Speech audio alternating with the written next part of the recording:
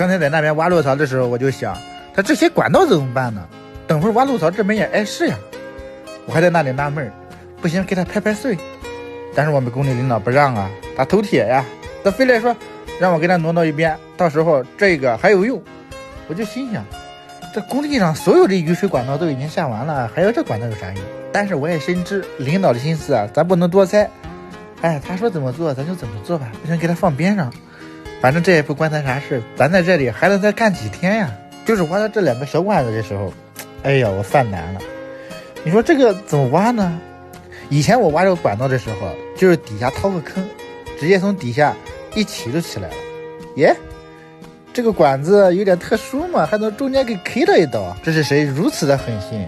你既然 K 一刀，你好歹给他 K 断呀。话说回来，如果是这样的情况，你没挖这个管道会怎么挖呢？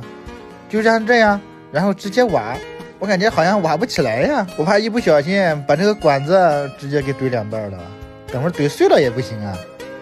不行，我要换个方法。看见前面那个高地方没有？我准备把这个管子放在那边，给它推过去，从那边直接挖。那边油粗可以挡一下，省得这个管子来回乱跑。这样的话你该跑不了了吧？其实挖这个我是这样挖的，收小臂，开斗，落大臂，诶，就这样一下给挖起来了啊！放的时候也挺简单，就看见前面那大土堆子没？我就准备放在这个土堆上面让它滚下去，不然的话怎么放呢？头疼哎。